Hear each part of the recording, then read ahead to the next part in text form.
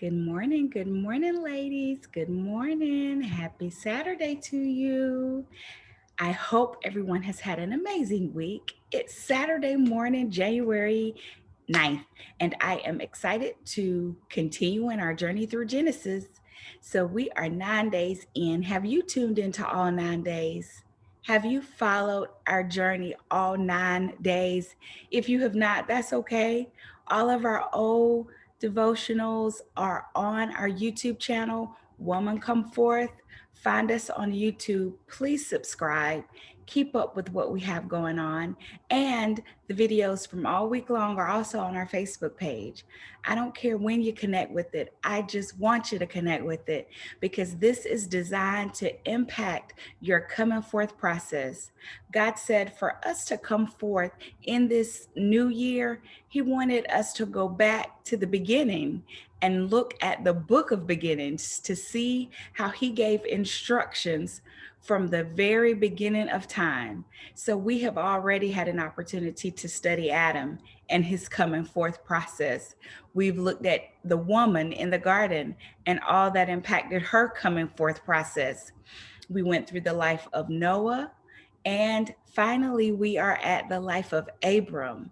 So that's where we are. Not going to take up a lot of your time today because you got Saturday to enjoy. I'm coming to you a little bit later today than normal because I know some people like to sleep in on the weekends. I know I do. So I didn't post it quite as early this morning, but here we are nevertheless. So I hope that this will speak life to you today. I hope you got a notebook. I hope you're journaling and you're taking your own personal notes because I want this to impact your coming forth process.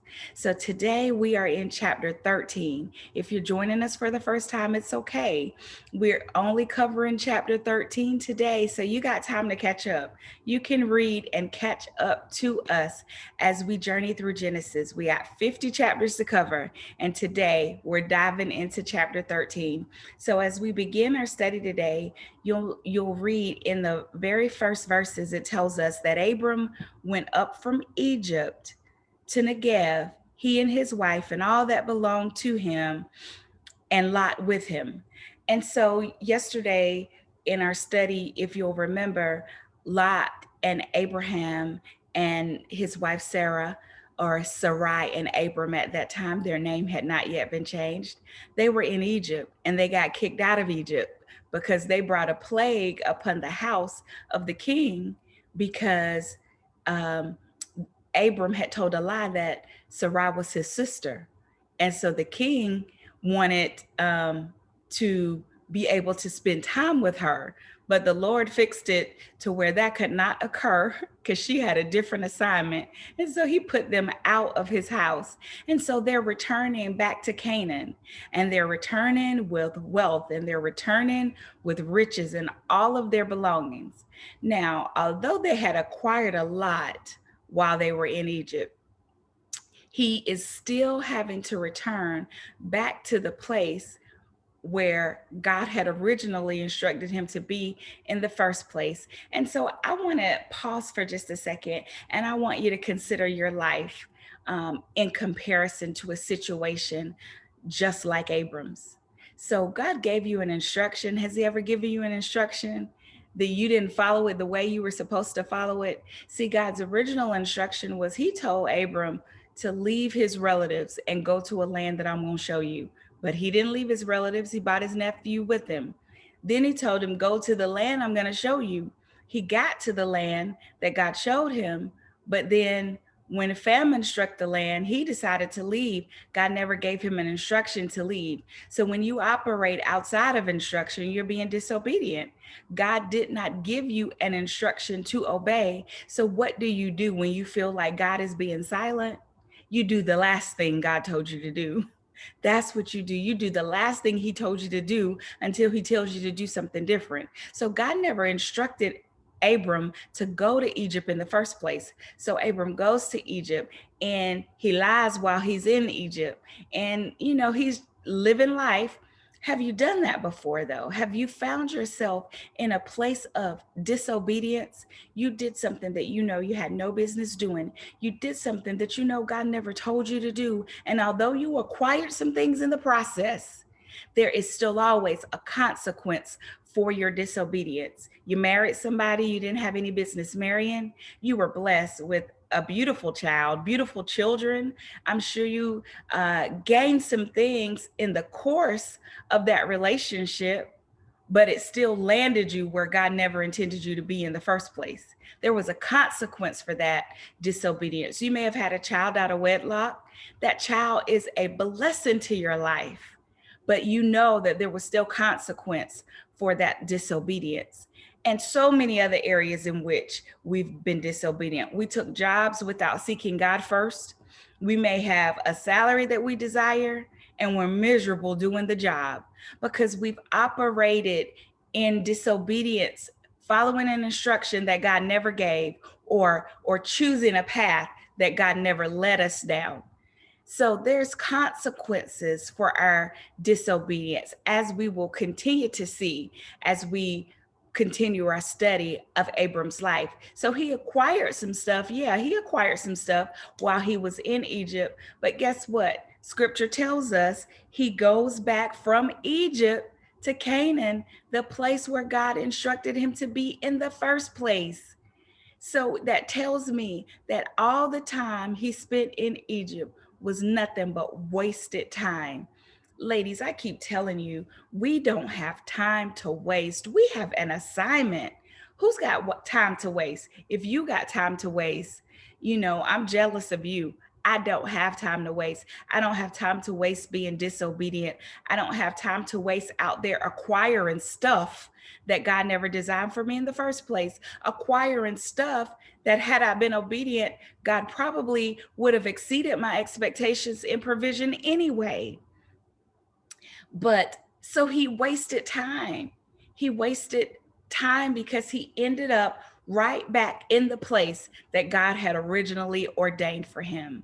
Although we return from our places of disobedience, sometimes having had the blessing of God, it appears that God blessed him. It appears that God blessed him in Egypt. It appears that God blessed you in some of your seasons of disobedience, but you still got consequences because, see, Abram's choice took him from a place of worship. Remember, he had built an altar in Bethel, he had built an altar in Canaan. Where he worshiped God, it took him from his place of worship. It led him into a place of sin where he was lying, and it caused him to carry other people into his sin. See, when we're often disobedient, we end up impacting the lives of other people as well, not only our lives as a result. We carry other people through the consequences of our sin. It made him more confident because it appeared he had some blessings. Sometimes when we get stuff, when we're being disobedient, we might be enjoying a relationship that we know is out of his will. We might be enjoying some of the fruits of sin that cause us to have this false sense of security in ourselves, a false sense of security in our choices and making our way, instead of security in belief in the fact that God will provide for every need that we have. Because had he stayed in a place of famine, he would have seen God's great power show up in his situation. Instead, he went to Canaan, made his own way, and then had a lifetime of having to deal with the struggle associated with his choice. And I'm trying to prevent us from any more of that in our lives. As we come forth, ladies, we don't have time to make our own way. I keep telling you that day after day. You don't have time to make your own way. Hold fast to the last instruction that God gave you until he gives you a new instruction, and watch his power show up and provide for you in your situation. So he comes back to Canaan. That's where we are in this 13th chapter today. And after being in Egypt all this time, in this place of disobedience where the king kicks him out, he returns. He returns back to the place where God previously had instructed him. And when he gets to that place, he builds an altar, the scripture says, and he worships. He goes right back to what it is he left in the first place. See, often we go through things in our lives and we hit a place of struggle. We get kicked out of situations and we find ourselves looking for God and wondering where God is in all that we're going through. And I hear God saying, I'm in the same place you left me. I'm still at the place of worship, waiting on you to return to me. Ladies, I encourage you today, return to your places of worship. Return to the last place that you felt God. Return to the last place where you really experienced God, the last place where you really heard God. Return to Him. He's there waiting on you to return. So when Abram got back to this place, he and his nephew Lot, they had a whole lot of stuff. They had belongings, they had flocks, they had so much stuff that it was too much for them to have together in the same place. Abram had herdsmen tending to his flock. Lot had herdsmen tending to his flock. And their herdsmen were arguing with one another and fighting over one another because it was too much livestock for the land to handle. As a result, Abram goes into conversation with his nephew and he says, listen, it's too much going on. Our people aren't getting along. You getting on my nerves. I want you just to look east and west, north, south, pick someplace, and I'm going to go in the opposite direction. So what Lot did is Lot looked around the land and he saw land where the land was beautiful and it was near water. And he said, I'm going in that direction. And so that's where he chose to go and settle. It was near the land of Sodom. Now, the people in Sodom were wicked, but the land was beautiful and it was great for his flocks. He had no consideration for the fact that it was taking him away from God, that it was taking him toward wickedness, that it was sending him in a direction that he had no business going in.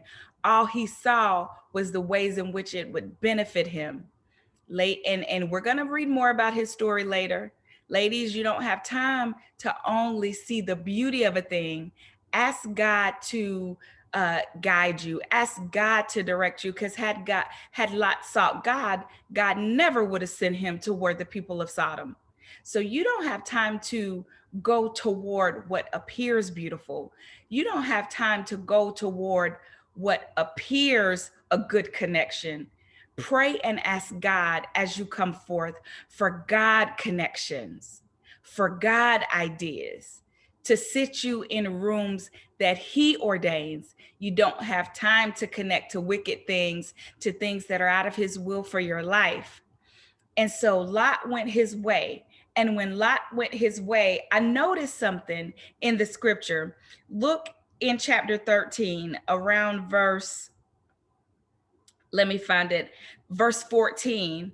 The Lord said to Abram, after Lot had separated from him, now raise your eyes and look from the place where you are, northward and southward and eastward and westward. For all the land which you see, I'll give to you. What jumped out at me as I studied that is the scripture in that verse says, after Lot separated from him, God had a conversation with Abram and said, now look and see. I'm making some promises to you. I'm reminding you of promises I've already made now that you're in a position to receive what I promised you in the first place. Your relative is gone. See, you wouldn't have had to wait for your now had you been obedient from the start. This is for somebody who is about to walk into their now because they finally recognize all of the ways in which they've been disobedient. And I'm happy, ladies, that you're getting it right now. I'm happy that you're resetting. I'm happy that you're having a fresh start. and you're having some conversations with God. And I want you to listen for him to say, now you are about to walk into all that I have for you because you've done the things that I told you to do. You've put in place the things that I told you to put in place. He told him from the beginning, God told Abram from the beginning, leave your relatives. And he brought him with him. So the minute you separate from all of the things that God never intended for you to be connected with from the start, you're going to experience your now. That's when you get to experience it. He said, now I want you to raise your eyes. Look from the place you are. I want you to look all around you because I'm about to make your descendants as plentiful as the dust of the earth. Those were the promises that God had for Abram's life. And he says in verse 17, arise, walk about in the land through its length and width, for I will give it to you. I love that. After you get to the place where your obedience is clear, you're going to hear then God say, now I'm about to do it. Now it's about to be full circle. Now you're about to walk in it. And I want you to go to this thing. I want you to walk its length and breadth, its width. I want you to walk all around it because I'm going to give it to you. He hadn't given it to him yet, but he still wanted him to act like he already owned it. I want you to do that, ladies. I want you to think about the thing that you're believing God for. I want you to think about the thing that God has promised you. And I want you to begin to see yourself walking in it.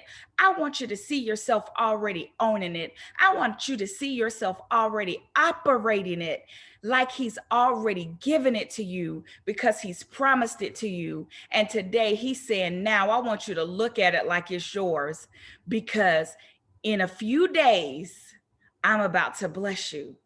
In a few seasons, you are about to experience it. So just raise your eyes today, ladies, and I want you to look at all that God has promised you. And I want you to begin to see yourself operating in it right now. That's your encouragement for today. Enjoy your Saturday, enjoy your weekend, enjoy this day operating and seeing yourself the way God sees you. Make today a great one, ladies. I got much to accomplish today, so I'm going to get moving. I don't get to have a lazy Saturday. I got a busy Saturday today. I'm being productive today, but it's all good stuff. So I'm excited about it. Enjoy your day, and I will be right back here early Sunday morning. Love you so much. And I pray this continues to bless your life. I'll see you soon. God bless you.